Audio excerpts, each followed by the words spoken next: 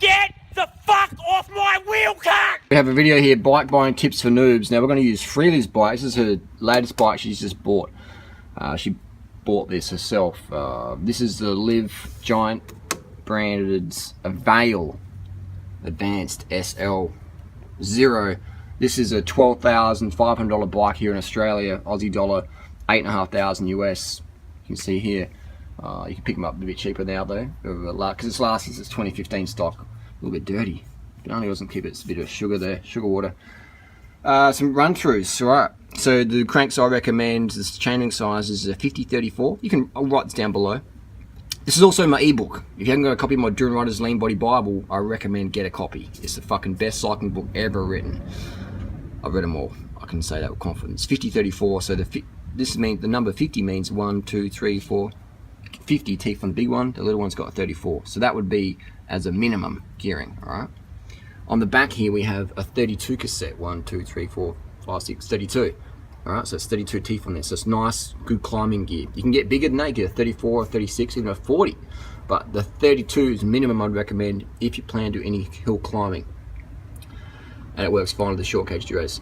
I don't recommend buying Durace electronic because this derailleur here is about $700 alone here in Australia retail. So if you snap it, it's going to be expensive. You're going to be crying. I'd recommend just get a basic Giant Avail 1 or a Giant Avail 3, the base model ones. You don't need carbon flash rims. All right, these are Zip 202s. These are like, you know, over $1,000 just for this carbon bit. If you crack that, you're gonna be, you know. So I recommend get alloy for your first bike, right? Because you're gonna have some spills and thrills. And Freely's done all those. What else do we know? We've got saddles. Saddles is personal preference, all right? Just personal preference. But I'd recommend you get a proper bike fit and then mark everything. So if anything slips, you can get a reference point. What else can we talk about here? Let's go down to the basics. What you need: pedals. You don't need them straight away, but eventually you're going to have to get some clip-in pedals because it lets your legs get a better workout. Shimano ones are good. The best one I recommend is the Shimano A530. This is a great entry-level pedal because on one side it's just flat and on the other side it's got the clip-in. Alright, so Freely has got double-side clip-in. These are good, but they suck if you've got to ride in sneakers. So this is a great pedal here, Shimano A530, and you get those from any local bike shop. If you're in Adelaide, you need a pair of them for $50. Got a few left.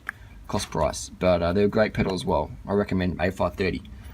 You're going to need a D-lock. Alright, you need a D-lock. Go for something with a gold soled secure, what's it say, gold. Alright, so it's strong, good rating. This is made by a company called Giant. This is Sure-Lock. LS means long shank, so it's got a lot of length there, so you can lock up your wheels, etc. So you need a D-lock and take your keys with you. And it's pretty heavy to lug around, so I just normally leave one in the city, and then I can just use it when I want, or leave it at your work or your university, etc. Get two really if you want to be really secure, and put some stickers on your bike, etc. Cycling shoes, I recommend a mountain bike shoe. This is the one made by Giant Live. It's personal preference, whatever you get, but it's a small cleat and it's recessed, so you can see how that counts. So you can actually walk around properly. I don't recommend road shoes really. I recommend to get a mountain bike shoe.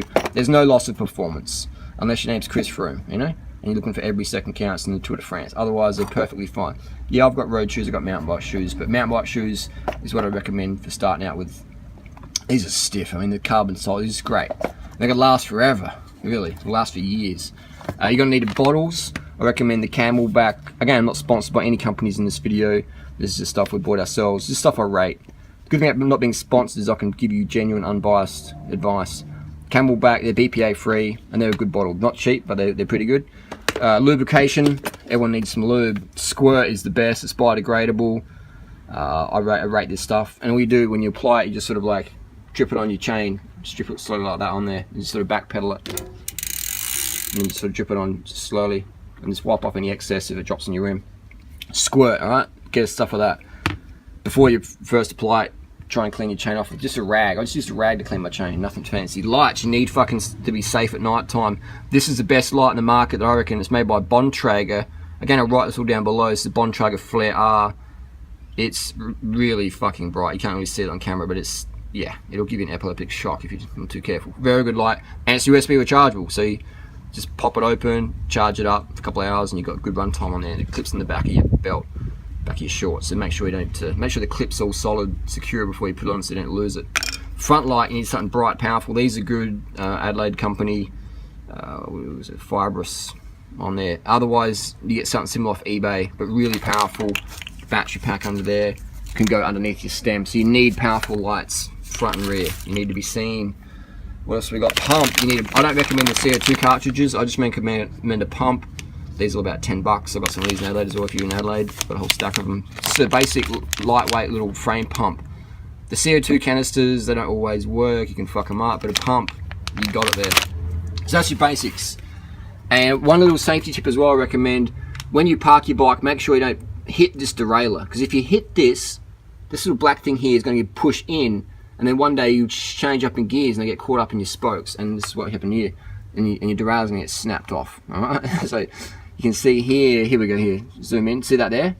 So it's been dropped, freely dropped to it's been dropped. So whenever you see a derailleur like that, it's been dropped, chances are the derailleur hanger has been pushed in. So always, if you drop your bike or if someone else rode it and they dropped it, always check that if there's any scratches, and if there's a scratch, then check the alignment and then just take it to the shop and bend it back. Otherwise, it's easy just to fucking keep riding and then all of a sudden you change gears and it goes in the spokes. So that's the common one, is people snap derailleurs or hangers because just forget to check it after the bike's been dropped or someone parked against it or it's been leaned against, etc. So derailleur hanger alignment. I'll write it down below. Again, this is all in my cycling ebook. Great book to get. These are the basics. This is the shit. It took me hundreds of thousands of kilometers to work out and learn. Thousands of dollars spent, wasted. Hydraulic brakes are really powerful, really good. You don't need hydros, but if you can afford them, they're good. There you go. Your questions down below. Let us know. And also, a floor pump's a really good idea. There's about $50, 40 to 80, $50. They're going to last you a long time. Put about 100 PSI on your tyres. People say, I can't afford all this stuff. And it's like, look, do your own haircuts. Alright? I've saved fucking probably, in the last 20 years, man, I've probably saved fucking how much money? 2020. I could have saved $20,000. $1,000 a year, some guys spend their hair. Alright? I've saved that. I've saved at least 20 grand. 10 grand is the minimum. Up to, just say $10,000 to $20,000. I've saved. That's like heaps of these bikes and shit. So there's ways to save money. Clean your own earwax out, you know? Do your own haircuts, man. Save money. There's so many ways to save and earn money. Bikes, man. Fitness. That's anything that fucking matters in daily life, really. It's fitness. Your social life, turn it into your fitness life. When your fitness group becomes your social group, you'll be the fittest, leanest motherfucker you ever knew existed, alright? Turn your social group into your fitness group. Simple as that. Any questions, let us know. Get a copy of my ebook. Look at the tips down below. We'll see you in the fucking road. No other sport on the fucking planet can burn as many calories in a month or a week or a day sustainably, continuously for life other than cycling. Cycling is the number motherfucking one metabolic changer, metabolism tweaker on the fucking planet. And you can actually ride to work as well. It's fucking insane. Cycling. Get a bike. If you want to get lean and slim, get a fucking bike and carb the fuck up so you can wear that motherfucking bike out and get places, meet new crew, adventure, travel. It's the best, man. Get on a bike today. And wear a fucking helmet as well. Forgot that. Always, every fucking ride, wear a fucking helmet, please. Get the fuck off my wheel, cock!